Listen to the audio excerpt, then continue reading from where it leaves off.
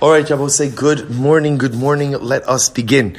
Begin by thanking our sponsors for this morning's shiur. To thank our TALMUD Torah sponsors for the month of Elul, Shaindy and Avraham Kelman, in honor of Yechiel's engagement to Ilana Falick, in memory of their parents, Jerome and Bernice Kelman, and Alexander and Friderica David, zichronam livracha.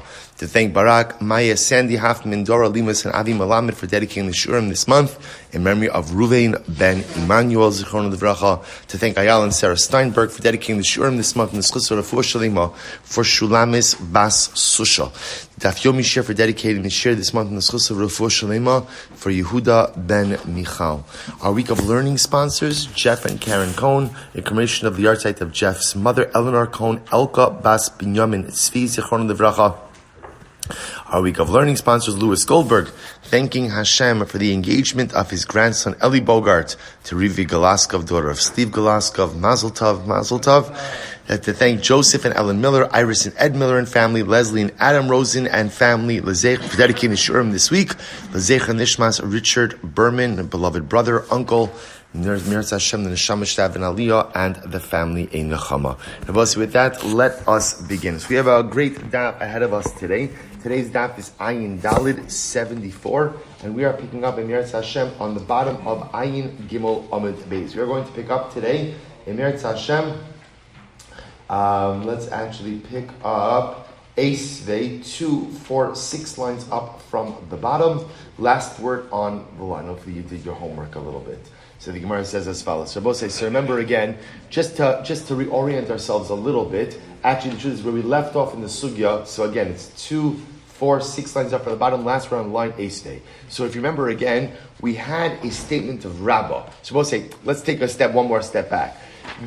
All of this is rooted in the machlokes Rav and Shmuel that we had at the beginning of yesterday's daf. That machlokes was about the following scenario. A man makes a t'nai on his kiddushin. Let me say it differently. Reuven is mekadesh Rachel. At the time of the kiddushin, he makes a t'nai. Whatever the t'nai was, the t'nai that we were going with was, he makes a t'nai, Hare'at mekudesh asli, you are betrothed to me, aminas she'ein alayich nidarim. That you have no nidarim upon you. He does not reiterate that t'nai at the time of nisuin. So machlokes Rav and Shmuel, what do?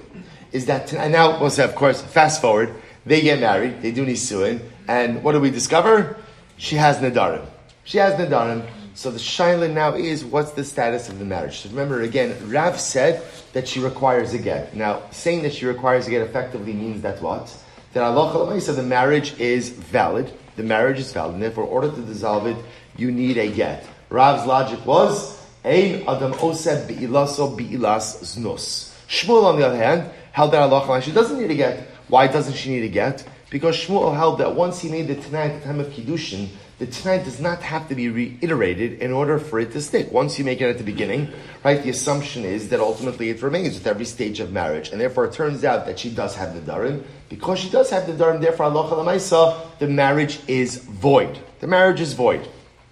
Comes along Rabbah, and this is on Ayin Gimel Amud Beis, and we did this, this was towards the end of yesterday's shiur.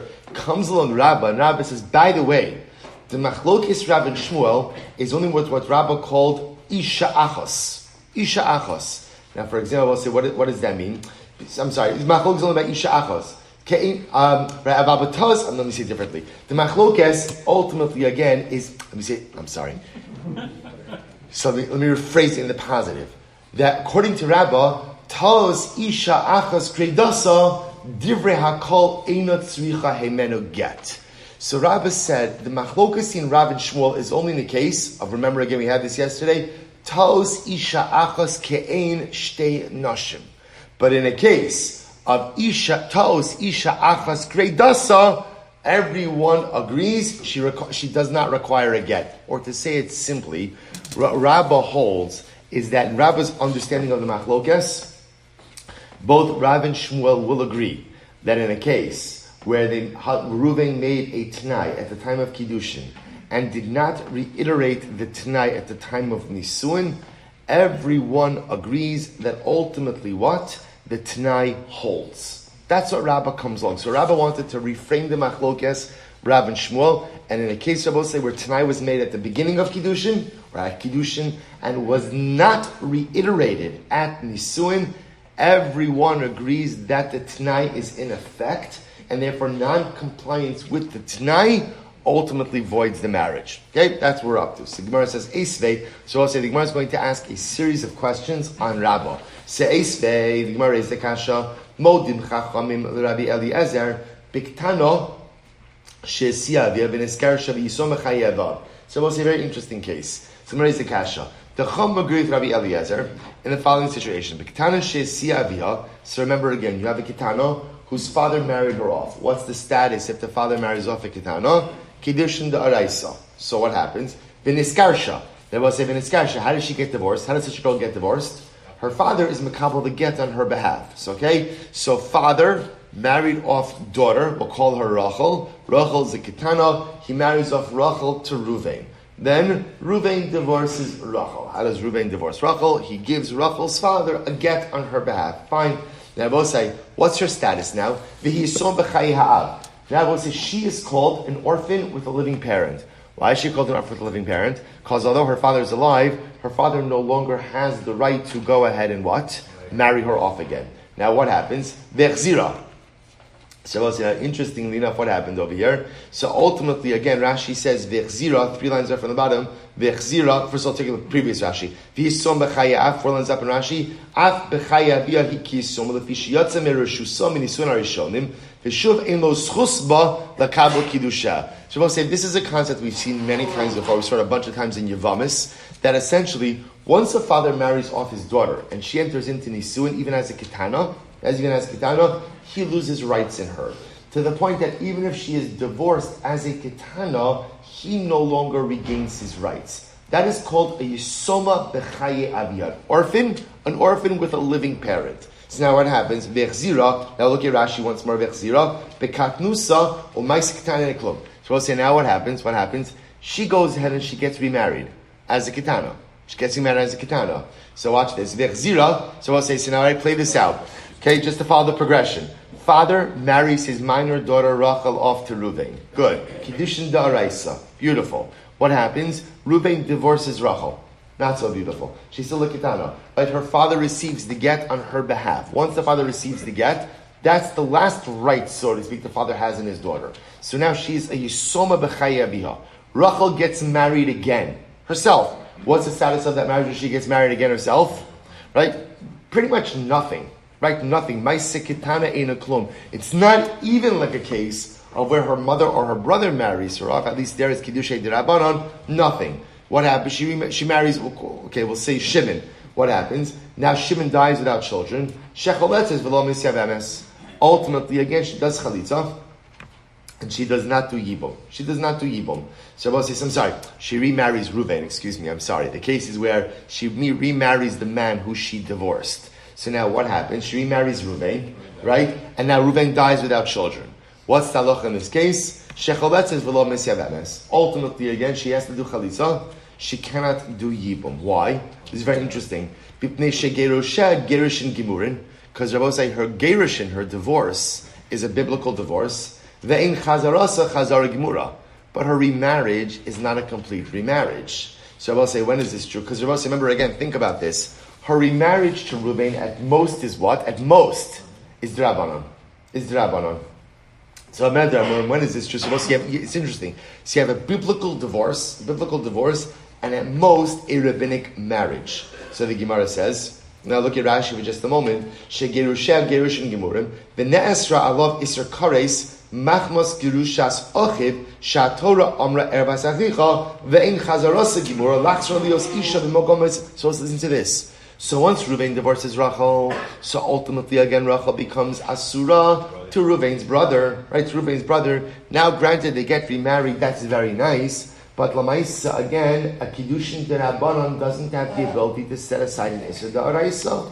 So Amedramurim, when is this so? Kishigirsha, Kishikitano, Vechzir Kishikitano. That's only if what? Reuven divorced her when she was a Kitana, and then what? Remarried her when she was a kitana. Because now I will say what? I have a gerushin da'oraisa, which generates an Isser D'Oraisa of Reuven's brother, Torah was Reuven's brother, and only a marriage to Rabbanon.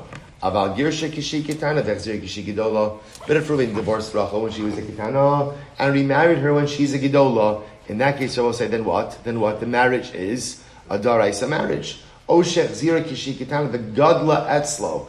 Or he remarried Rachel when she was a Kitana, but she became a Gidola while married to him, and what I will say, and right, the Gadla Etzlo, Umes, and then he died, Ochol Letzes, Omes Yavemes. Oh, in that case, then she could do Chalitza or Yibum. Why, I will say, what's the difference?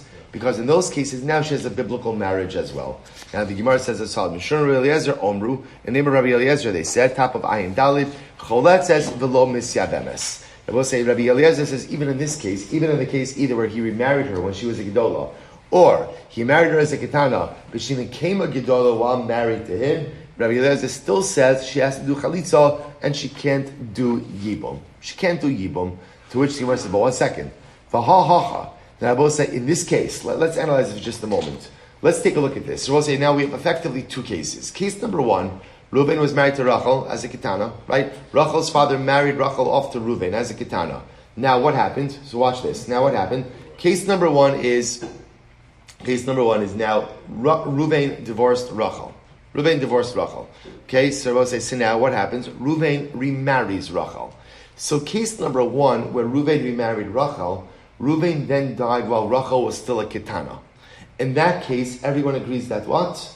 No, only Chalitza, no Yibum. No Yibum, right? Makes sense. Because I have an Isser D'Oraisa about Rachel with her brother-in-law, and only Kiddushin D'Rabbanan. Case number two is same first part. Reuven remarries Rachel, but in this case either she becomes a Gedola. Well, let me start with the other case. Case number two is he remarries her when she's a Gedola. If he remarries her when she's a Gedola, then what? Then what? Biblical marriage. So biblical marriage, Yibum or Chalitza, no problem. Or second case, or 2A we'll call it, is where he remarried her while she was a Ketana, and what? She became a Gedola over the course of the marriage, and then he dies. And there the Gemara says also, she could do Chalitza or Yibum. The Gemara says, that's interesting. V'ha-ha-ha. I will say in that case, where Reuven remarries Rachel as a Ketana, and then she becomes a Gedola, isn't that a case? Dikitos isha achas dami upligi.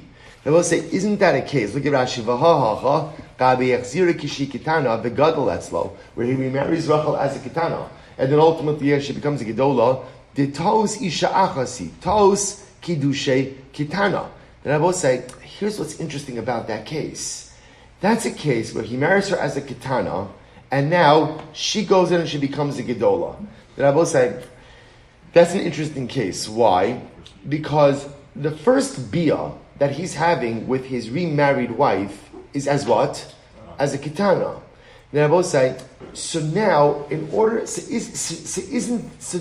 yet interesting enough, you're assuming that marriage morphs into a biblical marriage, even though the origins of that marriage are what? Are rabbinic. So the Gemara says that's like a case of Tos Isha Achos in our previous sugya, and yet we still see it's machlokes. To which the Gemara says, no. Hasanai b'hakamim. The Gemara says, here's the machlokes. Watch this. Mar savar adam yodeh she'en kiddushay ketana klum. So here's the machlokes. One opinion says a person knows that kiddushay ketana is nothing. Now, say, what does it mean kiddushay ketana is nothing? In any, Siyama say, kiddushay ketana is only biblically meaningful when the father is marrying off the daughter. So one opinion says, everyone knows that when Reuven remarries Rachel, Reuven knows that kiddushin is not really a kiddushin. In other words, it's not a kiddushin d'oraisa. The gamar ubal l'shem kiddushin, and therefore, again, Reuven knows that when Rachel becomes a gedola, what does he have to do? He has to have in mind that the bia that he has with her once she becomes a gedola, that's what affects the marriage. And therefore, again, they have a true marriage. Therefore, were Reuven to die without children, Rachel would be able to do yibum or chalitza. Umar Savra Einadam Yodeh She'en Kiddushay Ketana Klum. The other opinion says, no, most people don't know that Kiddushay Ketana is meaningless. V'chibal Adaita de Kiddushin Harishonim Kaboil. And ultimately, again, when he marries Rachel as a Ketana, will say, Reuven has no idea that that when she becomes a gedola, he's got to go ahead and essentially have kavana that the bia should once again be l'shem kiddushin. So because he has no idea about this, the entire marriage is built on what? On a bia with a kitana. Right, which is only what? Kiddushin d'Rabbanan. So we'll say that's the fundamental machlokes over here. Does a person know the mechanics of marriage enough to know that once his kitana wife becomes a gedola, he essentially has to re-affect halachic marriage with her or not? That's the machlokes.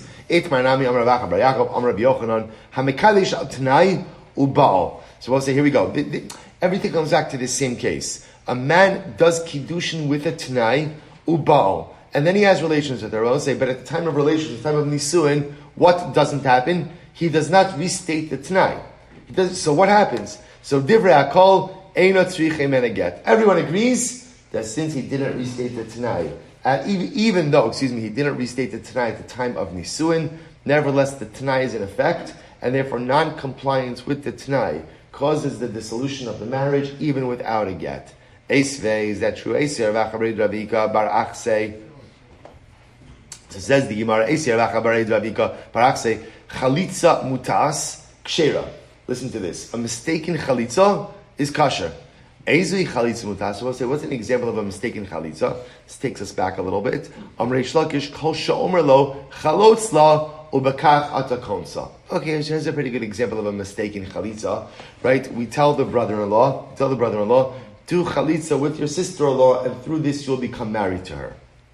Okay, it's a pretty big mistake. So the Gemara says, Amar Yochanan, Anishona, Ben Shenis Kavinhu, Velonis Kavnehi, Ben Shenis Kavnehi, Velonis Kavinhu, Chalitzasa Psula Achis Kavnu Shnehem.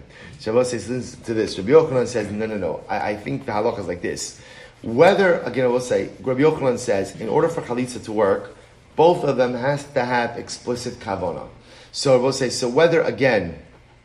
whether ultimately, again, he had kavana, she didn't have kavana, she had kavana, he didn't have kavana, ultimately, again, chalitza psula, achis kavnu shneim. Chalitza only works if halacha lemaisa, they both have kavana for chalitza. Va'at amrit chalitza sekshera, and ultimately, again, you're saying that such a chalitza would be kosher. So remember, again, we have an interesting machlokes over here. So the Gemara is saying, a chalitza mutas is kshera.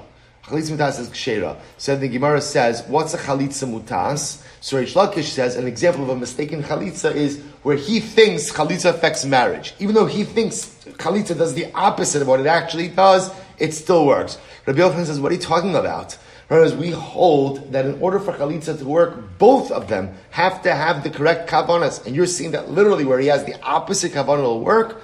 Ela Amar Rabbi Yochanan, Kol she'omer lo, here we go. What's an example, Rabbi say, of a chalitza mutas that would work, of a mistaken chalitza that would work? Listen to this. Kol she'omer lo, chalotzla al menas shetitein lach masayim zuz. A good example, Rabbi say, of a chalitza mutas would be like this. We tell brother-in-law, do chalitza with her on the condition that she's going to give you 200 zuz. So in other words, essentially what we're doing over here is we're convincing him to do chalitza by how? But with money. So we tell him, do chalitza. Maybe in the words, by the way, you can frame this case wherever you want. He's reticent to do chalitza, whatever it is.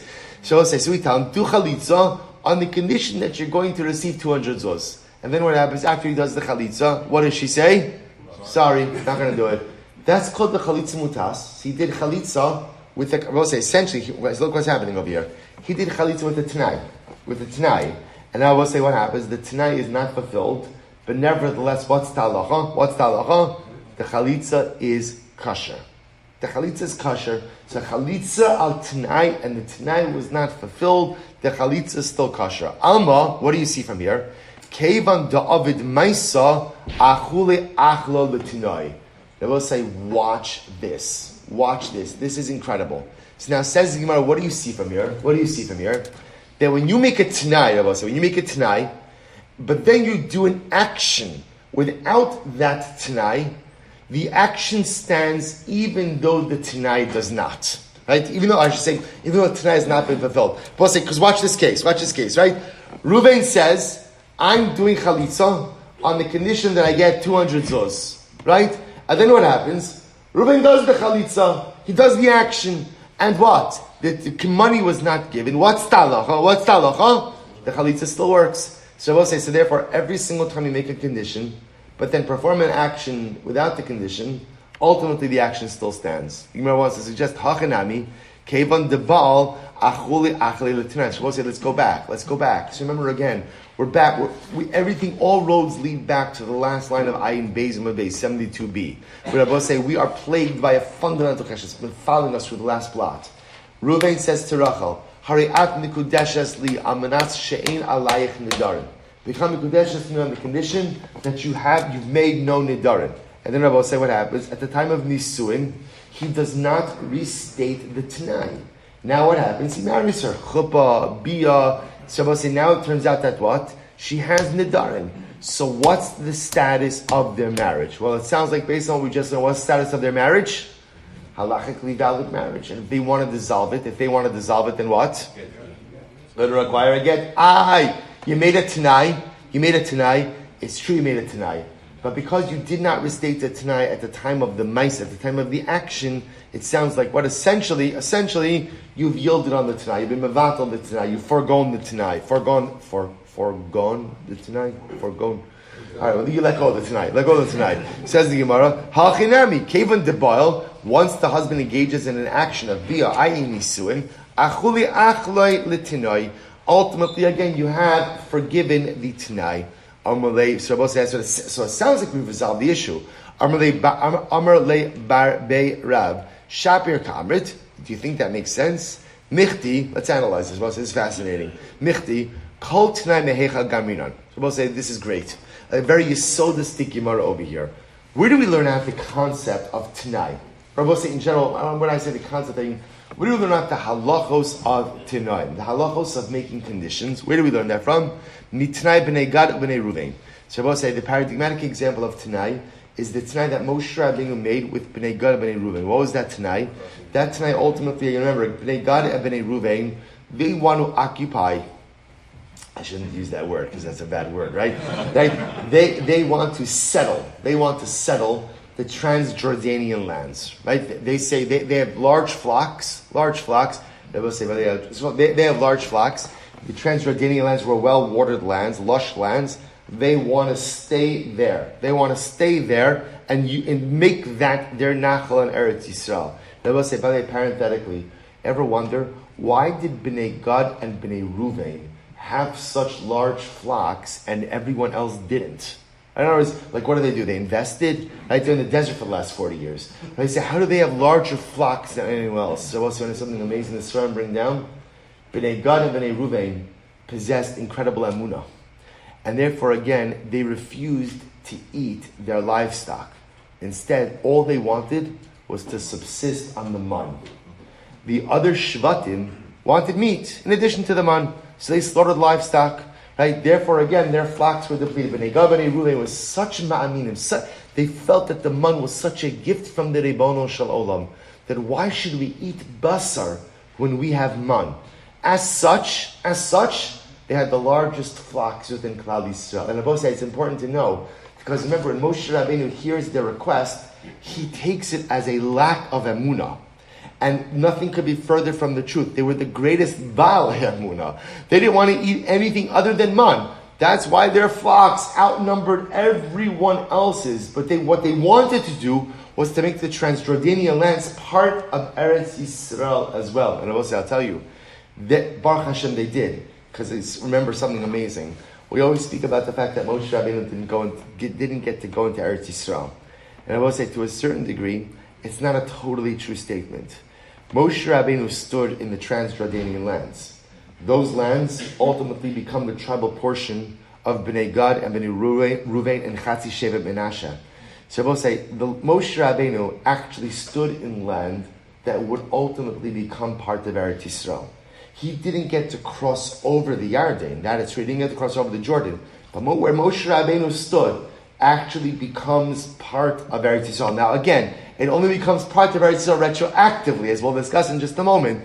But because of Bnei Gad and Bnei Reuven, because of their emunah, Moshe Rabbeinu got to step foot in what would later on become Eretz Yisrael. Incredible. Shabbos, I remember again, Moshe Rabbeinu makes a condition with them. What's the condition? The condition he makes with Bnei Gad and Bnei Reuven was, if you go and help your brethren fight to conquer Eretz Yisrael, then ultimately, again, you will get your portion on the Transjordanian lands. That was both said. There's a whole bunch of so this was the example of a t'nai, of a condition. The lands will be yours if you help conquer. Both say so. Therefore, all of the halachos of t'nai of conditions are learned out from this Bnei Gad and Bnei Reuven. Now watch this. So the Gemara says, "T'nai de efshar lekoyim de shaliach ki hasam havi t'nai." So we'll say one of the things we learn out is that ultimately, again, only a t'nai that can be fulfilled through a shaliach is a proper t'nai.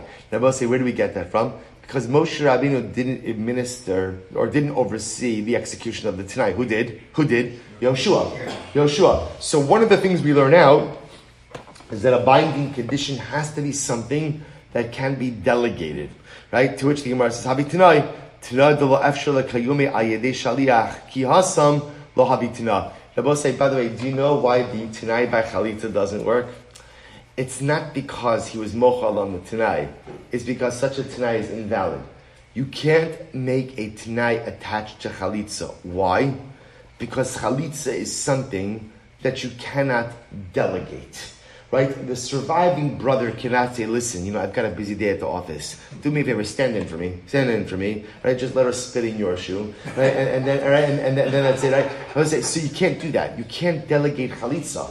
So because you can't, this is incredible. So one of the things we learn from Bnei Gad and Bnei Reuven is, in order for t'nai to be binding, it has to be delegatable, if that's a word. Delegatable, good. Delegatable. Right? So that, like Moshe Rabbeinu delegated to Yoshua. So there's so this is incredible. Say, let's go back for just a moment. So remember again, when we make a t'nai with the brother-in-law, do chalitza on the condition that she'll get 200 zuz, and he doesn't end up getting the money yet, the chalitza is still kosher. There's a simple reason for that. That's not because we assume he just forgave the t'nai. It's because the t'nai is invalid.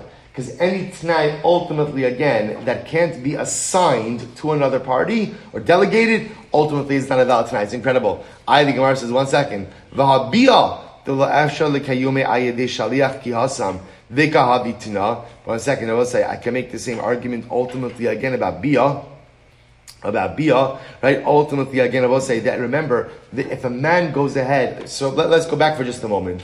If a man by nisuin were to say, all right, I'm engaging in this biyah with you on the condition that what? You do not have any nidarim. I will say, everyone agrees that what? That such a t'nai works. Biyah can't be delegated, right? Biyah can't be delegated. So therefore, again, using this logic, then why should a t'nai? I will say, remember again, I just want to point out, our whole sugi is focused on what question? Where he made it t'nai by kiddushin, and he did not repeat it by nisuin. But it goes without saying that's what?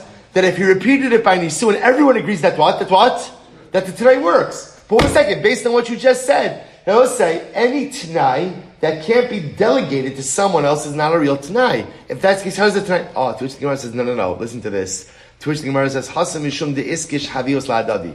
I will say, that's because, remember, halacha l'maisa, as we're going to see, Aisha niknis b'shlosha drachim. Right? There are 3 ways that you could affect kiddushin: kesef, shtar, and biyah, and they are all equated with one another. 2 out of the 3 can be done through a shaliach.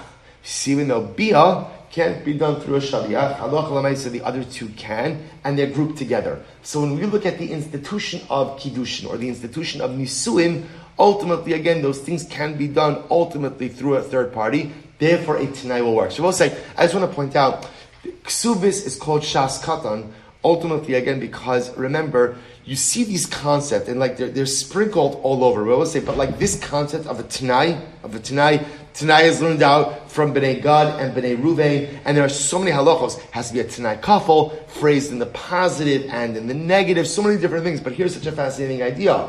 In order for a t'nai to work, it has to be something that can be delegated to someone else. Therefore, again, we learned a fascinating concept. Therefore, you can never attach a t'nai to chalitza, for the simple reason that what? Chalitza is not delegatable. So the Gemara goes right there. So the Gemara says, Amar Rav Ula, Bar Abba, Amar Ula, Amar Rav Elazar. So again, I just want to point out, we still have not resolved our issue. Right? In other words, our original machlok is Rav and Shmuel, where he made a t'nai by kiddushin, but didn't repeat the t'nai by nisuin.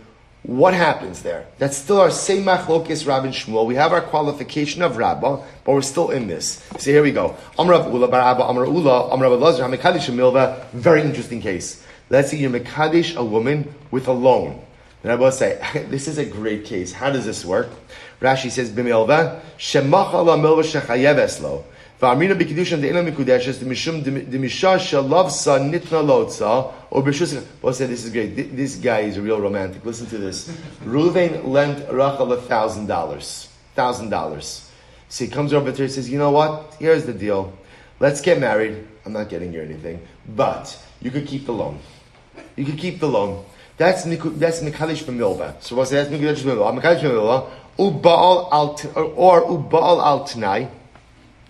Right, so ultimately again, there was Bia ultimately again with the Tanai. Uba'al b'pachos mishav pruta. I'm sorry, let me say that differently. HaMekadesh b'milva uba'al. So I'll say this is a man who's Mekadesh a woman with a loan. Now I'll say I want to point out something. I'll tell you this now. Being Mekadesh woman with a loan doesn't work. Doesn't work. Why not? You're giving her an item of value.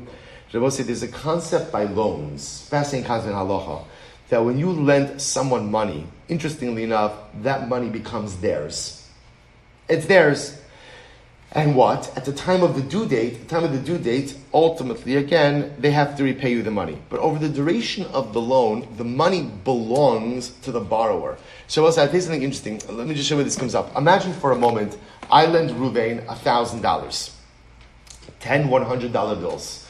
Right? And I walk into Reuven's house, and I see the money is piled on his, a month later, right? The money's due in a year, and I see the money piled on his dining room table. So I will say, that's not my money. That's not my money.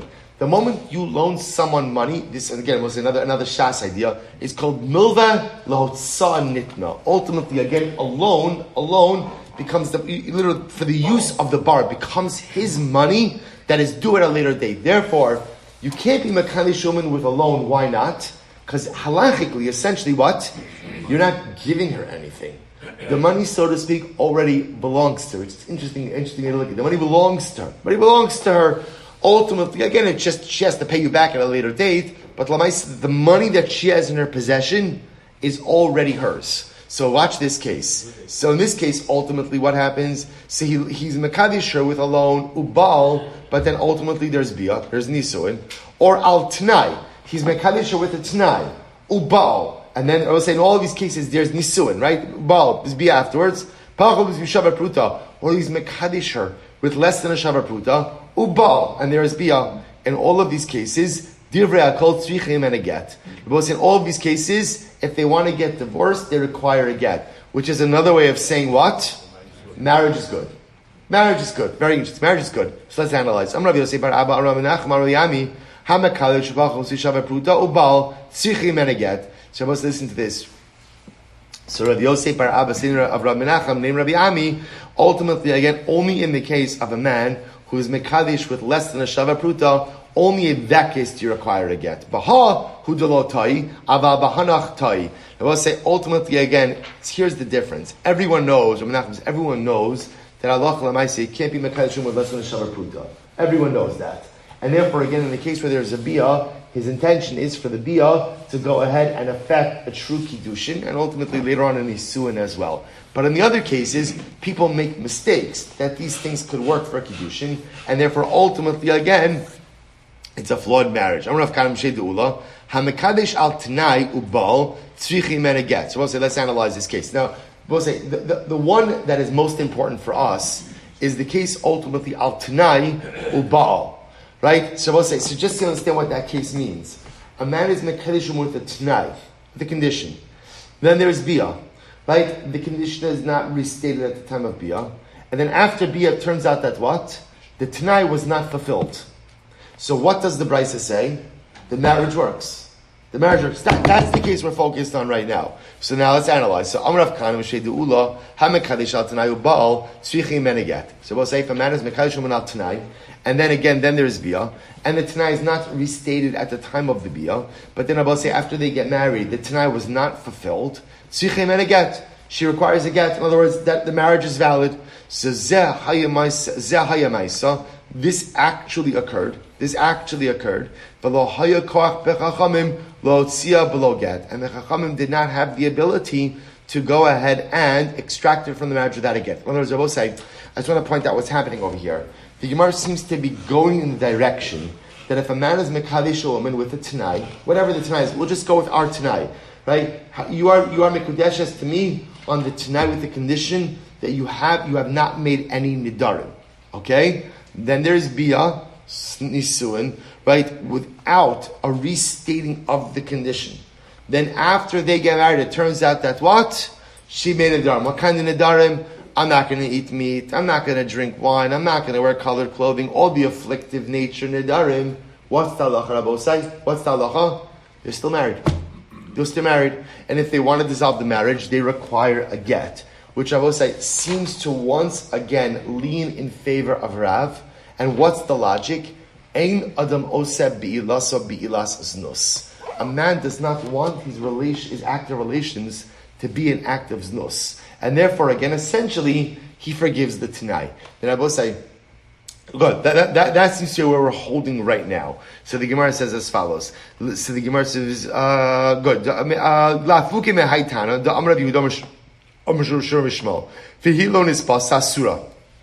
Shabbos say, remember again, the Torah is talking about over here, about ultimately, again, about a woman who is married and ultimately has relations with another man. So the Torah says, "V'hilo nispasa." If she was not forced, in other words, if a woman has a consensual, adulterous relationship with another man, ultimately, again, she was not coerced. She becomes asura. She becomes prohibited to her husband. What do you see from here? Hanispasa. The Gemara says, "V'hilo nispasa asura hanispasa muteres." But if she was coerced, chas v'shalom, right? She was violated. Then what? She remains permitted to her husband. V'yesh lacha acheres. But there's another case. Shafa pishlonis basa muteres, where even if she wasn't coerced, she remains permitted to her husband. And who is that? Ve'ezo zo shekidushe kidushe tos. And I will say, what's a case of where a woman wasn't coerced, had relations with another man, and still remains permitted to her first husband? And a case where the kiddushin to the first husband was a kidushe tos, which is an interesting case. In other words, if her marriage to the first husband was kidushe tos, and then what? She had relations with the second man. She still remains permitted to technically go back and marry the first man. Shafilu b'na morkav al kesefa. Even if ultimately, again, literally, she has a child from that first marriage. Amabez mima'enes v'holechas la. Ultimately, again, she could simply walk away from that relationship. So also, what the Gemara is pointing out over here is something very interesting. That technically speaking, there are cases of kiddushay taos. Just to be clear, there are cases of kiddushay taos. Now, I will say. The machlokes is, what's the, again, we're kind of back at square one again. We're back right where we were, which is essentially what happens if a tanai is made at the time of kiddushin and not reiterated at the time of nisuin. So we're right back to our machlokes Rav and Shmuel. Rav says that halacha l'maaseh, if it was not reiterated at the time of nisuin, ultimately they're married. They're married, even though it turns out that there was non-compliance with tanai. Rav says, "Ein adam oseh bilas bilas." This person doesn't want his act of religion to be an act of immorality. Therefore, essentially, he forgives the Tanai. Whereas Shmuel says, "No, halacha l'maisa. Once you state the Tanai at the beginning of the process, then what? It devolves upon the process in its entirety, and non-compliance with the Tanai leads to the voiding of the relationship." Incredible. So, Tan Rabbanon, here we go. What's a very interesting case? Holcha eitzel chacham. So, as I said, just want to point out. I know we're doing a lot. But again, pretty much, as long as you just keep in mind, Ayin Beis Amud Beis, 72b, last line of the daf, that Machlokes, Rav and Shmuel, that's what this is all about. Now we're challenging Rabbah, right? Because Rabbah is suggesting that everyone agrees that halacha l'maisa, where you made a Tanai Kiddushin and didn't restate it by Nisuin, everyone agrees that ultimately, again, the Tanai is no longer in effect. We're bombarding Rabbah with questions on that position that seem not to face it. So we'll say, watch this. Very interesting. Tan Rabbanon. Holcha eitzel chacham v'tira mikudeshes. So we'll say, this is a fascinating case. Watch this. Same case. Right? Reuven says to Rachel, Hari'at mikudeshes li amanas she'in alayech nidarim. Become mikudeshes on the condition that you have no nidarim upon you. Okay, what happens? I will say. So now, they have kiddushin. It turns out that what happens? Rachel has nidarim, just a couple, not going to eat meat, not going to drink wine, not going to wear colored clothing, not going to have fun, not going to enjoy life, whatever else, right? All the different nidarim, right? So what happens? Well, so now after Kiddushin, so what does she do? What does she do after Kiddushin? She goes to a chacham to go ahead and for hataras nidarim. She wants to be released from that. So I will say, without getting into the process of how you can be released from vows, right? She goes to a chacham to remedy her neder situation. So what's the halacha? So halacha itza chacham ve'tira nikudeshes. So I will say, ultimately again, the kiddushin is valid. The kiddushin is valid because she went ahead and she took care. So watch this. We'll say, what about the following case? Man says to a woman, Reuven says to Rachel, Hariat mikudeshes li amenas she'ein lach mumin. Become mikudeshes on the condition you have no blemishes. So what happens? Turns out, after kiddushin, she has a mum. But what does she do? Eitzel rofe veripa osa eina mikudeshes. So she goes to the doctor after her marriage, after a kiddushin, in order to get her mum addressed. And now, Baruch Hashem, she's healed. I've been healed, right? She's healed. Right? It's Sunday morning, it's good to get healed, right? So we'll say, so ultimately, again, she's healed. I can walk, right? So she's healed, right? So Baruch Hashem, now what? We'll say, what's the halacha? She's not mikudeshes.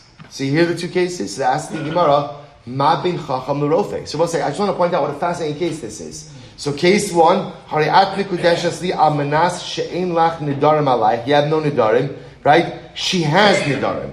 She goes to a chacham after kiddushin. The chacham ultimately releases her from her nidarim, mikudeshes. Case two, your mikudeshes to me amanas that you don't have a mum. She does have a mum. She goes to the doctor. She's healed from the mum. She's not mikudeshes. Ask the Gemara, why is the distinction? This is fascinating. So here we go. Ma bein chacham l'rofei. What's the difference between a chacham and a rofei? Here we go. Chacham okir es haneder meikaro, v'rofei eno ela merape ela mikano lahaba.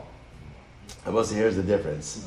A chacham, when he's ultimately again, a chacham has the ability to retroactively uproot the neder as if it's never been made.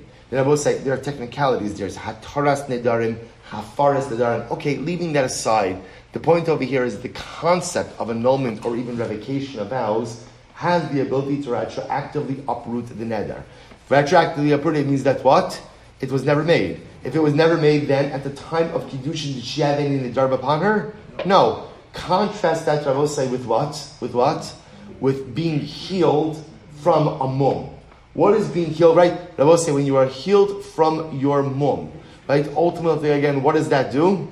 Only mikanu lahaba. Healing ultimately helps you from this point going forward. I will say, I want to tell you something absolutely amazing. And therefore, again, based on that, therefore, again, at the time of the kiddushin, she was in non-compliance with the Tanai. She had a mum, and therefore the kiddushin is not valid. It's a beautiful Gemara. There's one exception to this refuah rule. Right? So the Gemara, it's an interesting distinction. Refuah, healing, right? But we know this. Just think about it just a moment. Healing can never go ahead and retroactively remove anything. I will say, in fact, here's what's amazing about healing. Right? Even with healing, even when you heal, sometimes there's residual effects of the illness. Sometimes there's residual effects of the actual healing itself. There's one exception as well. So what's the one exception? Gedola tshuva shemavia refuah liolam. There's one type of healing in this world that has the ability to work even retroactively. And that's the healing, restorative, cathartic powers of tshuva. See, I will say any type of healing of the guf could only work mikan ulahaba, going forward. But the healing of the soul, the healing of the neshama, the healing of tshuva, even has the ability to work retroactively. Gedola tshuva, the Gemara says tshuva is great. Shemavia refuah li olam. It brings healing. And we know that tshuva is so powerful that what? Zidonos naasislo kizechuyos. You could turn your averus even into mitzvahs.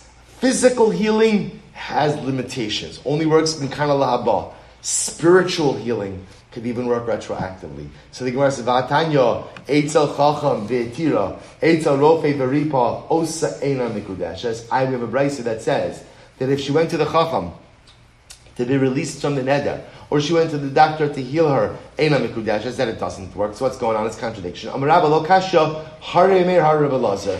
Two different opinions. So I say harei meir da Amar. Here we go. So what's it fascinating? Rabbi Meir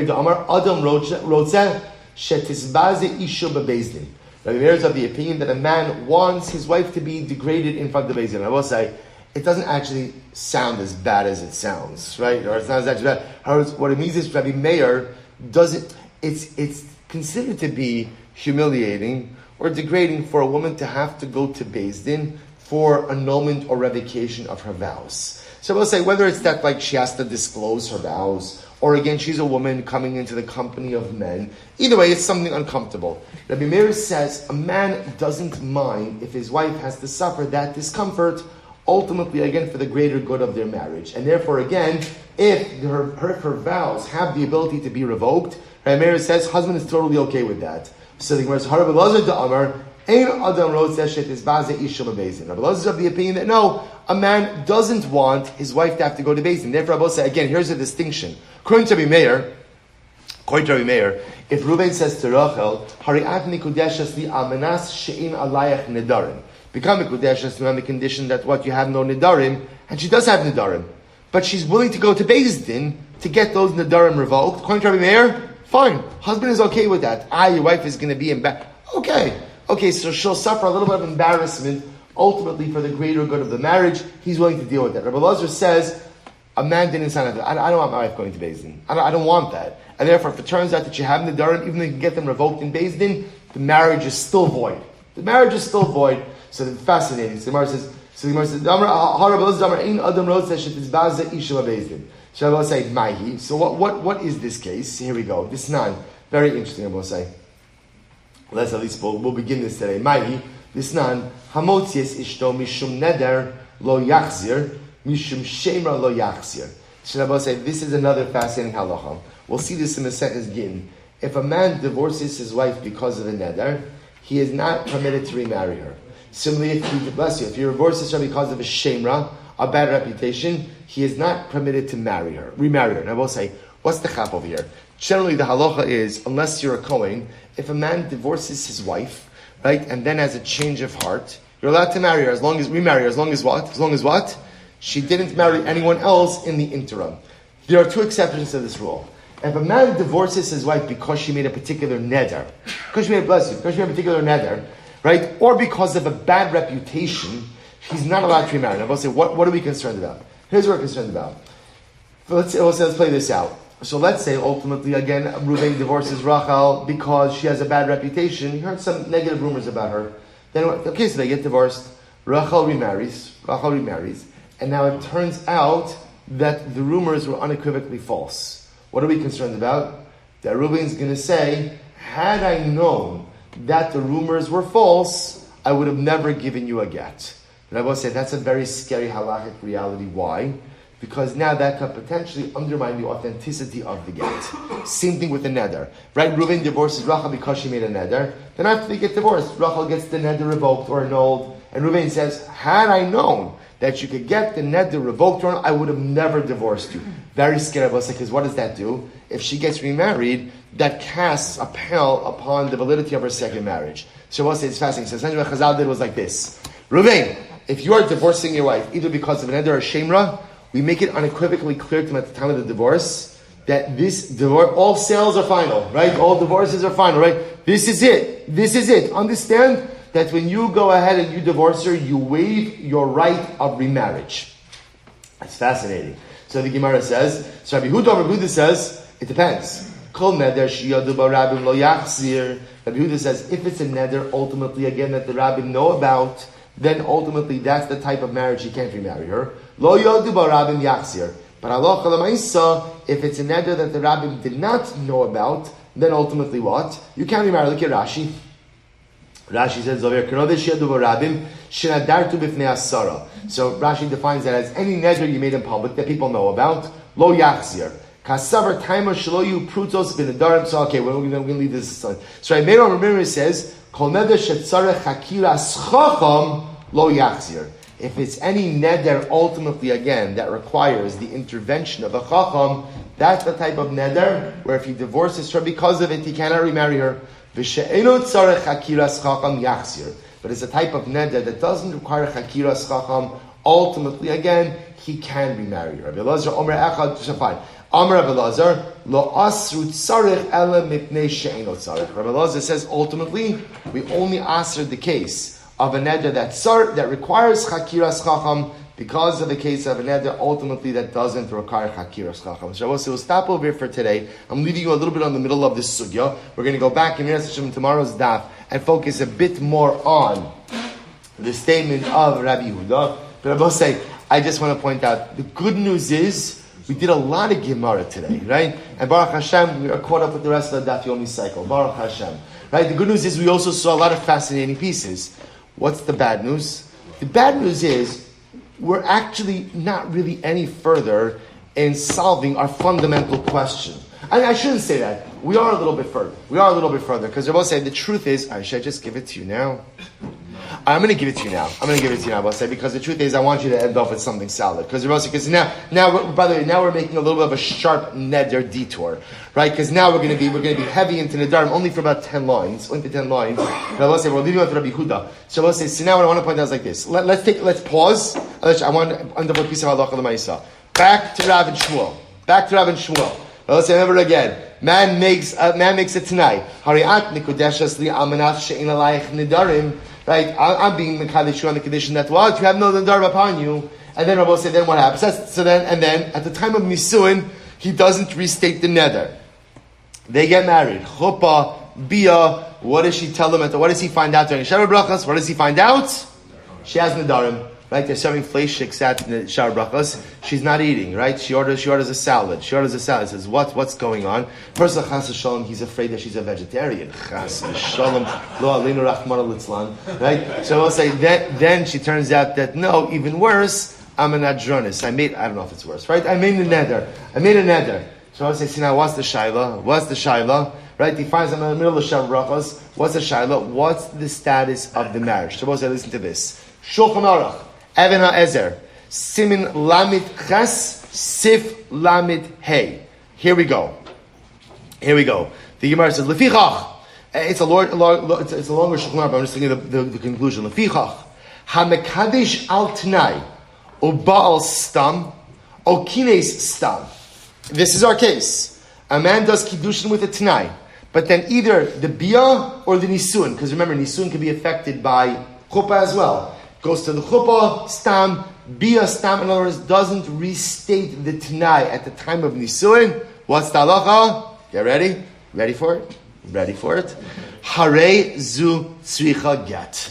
Afa pi shalonis kaim hatnai, shema bital hatnai, kisha bal osha kisha kines. The Shulchan Aruch paskins the halacha l'maisa.